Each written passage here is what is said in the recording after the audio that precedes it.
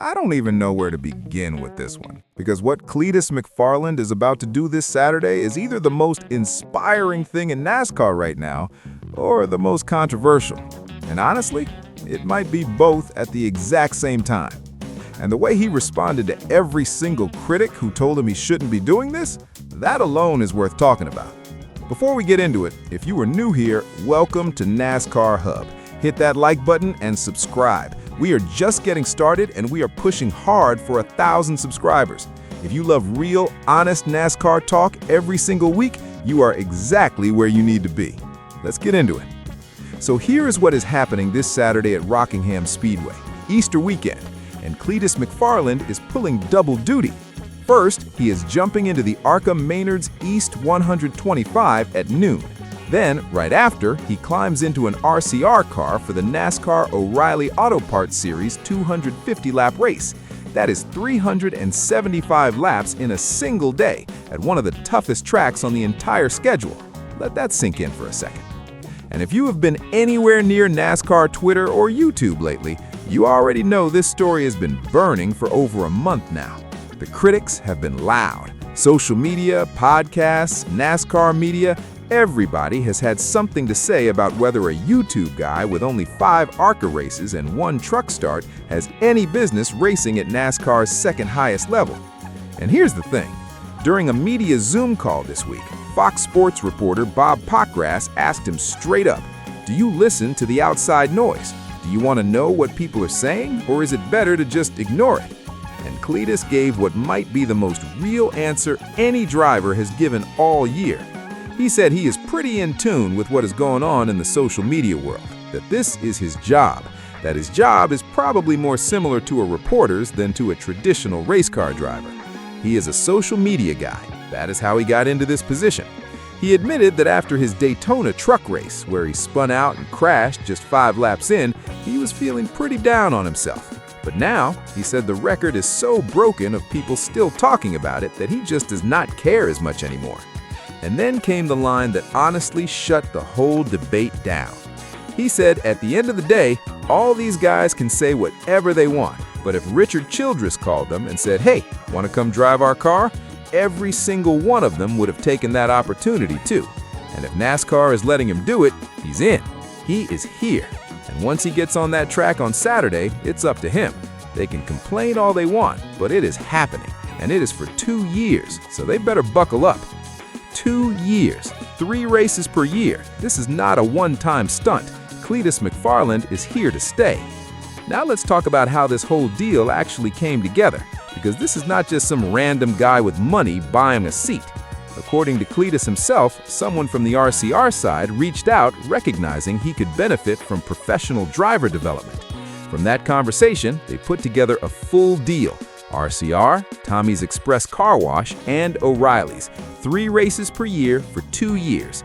Just like that, a YouTube creator with nearly 5 million subscribers and 2 billion views became an RCR driver. But here's what separates Cletus from just a checkbook racer. He's actually doing the work, and the numbers back it up. About 2 months before his test at Rockingham, he committed to his home simulator every single day, running laps in the O'Reilly's car setup at Rockingham. After 2 solid months, the best lap time he could manage was around a 24.0. That was his absolute ceiling. All out, could not go any faster. Then he went to the actual RCR test at Rockingham, ran over 250 laps in a single day. Danny Stockman was there, the crew guys were there, 4 people showed up just for data. More laptops than he had ever seen in one place. A whole rolling toolbox pulling live data from the car. He said he learned more about driving in that one day than he had in his entire life. Then he went back home, got on the simulator, and within just 13 laps, he knocked 0.4 of a second off that best time, the number he had spent 2 whole months chasing. Gone in 13 laps. Now these are his own self-reported figures, so we cannot independently verify the exact telemetry. But the story lines up perfectly with everything RCR has said publicly about the level of coaching and data support they've been giving him. He also talked about studying Jesse Love's data during that test, said it was the most helpful thing of all, clear proof of what faster actually looks like. He called Jesse one of the best, and watching the data overlay showed him exactly where he needed to improve, especially on corner entry. Jesse even came to help him on the simulator before race weekend. And on top of that, RCR set up time for Cletus on the Chevy simulator, a $10 million motion rig that sits up in the air in a giant room and moves like a real car. That's the level of resources they're putting behind it. Now look, the critics do have some fair points, and even Cletus would agree with that. Eric from Out of the Groove made a really strong case this week. He said the criticism isn't really aimed at Cletus the person, it's aimed at NASCAR's approval process. Should someone with this little professional experience be moving up this fast? He pointed to Lee Pulliam, a veteran short-track racer that everyone in the garage respects, who made his first O'Reilly start at Martinsville last weekend, ran top 5, was in the fight for the win, and then missed a shift and wrecked a bunch of cars. If that can happen to a guy with Lee Pulliam's experience, it can absolutely happen to someone newer. And Cletus knows this firsthand. At Charlotte, he was on the front row outside lane, spun the tires on the restart, and caused the exact same kind of wreck. He said it was an awful feeling, knowing you just ruined somebody else's day because of your own mistake. So what is the actual plan for Saturday? In the ARCA race, he's going to be aggressive. He ran over 200 laps at Rockingham during the RCR test, and he's feeling confident. He even said on his own podcast that he thinks he might have a shot at winning the ARCA race with all the preparation he's done.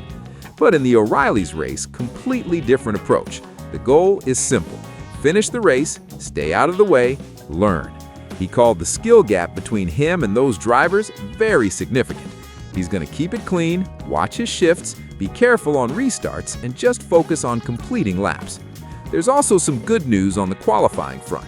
Nick Sanchez in AM Racing pulled out last minute, which means there were 38 cars for 38 spots. Cletus doesn't have to worry about qualifying at all. He's in the race by default. That's a massive weight off his shoulders heading into an already pressure-packed weekend.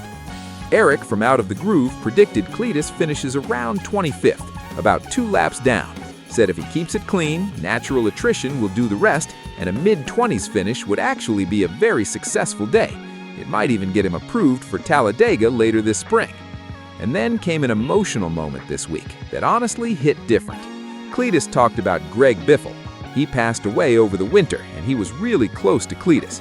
He said he has thought a lot about what Biffle would think of all this, that this whole process would be a lot more fun with Greg around, that he misses his buddy.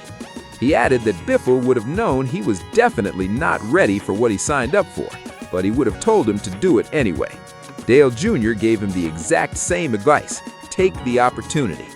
And whether you love Cletus McFarland or you think he has absolutely no business being out there, one thing is really hard to argue against.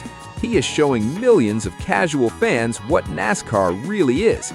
He's pulling back that curtain for an audience that would have never seen it otherwise, and that matters. This Saturday at Rockingham Speedway, 125 laps in the ARCA car at noon, 250 laps in the RCR O'Reilly's car right after. Cletus McFarland, double duty, critics be damned. I want to hear from you. Do you think Cletus deserves his spot on that grid, or is this moving too fast too soon? Drop it in the comments. Let's talk about it. If you enjoyed this, hit that like button and subscribe to NASCAR Hub. We are just getting started, and we want you along for every single lap. Thanks for watching. See you at Rockingham.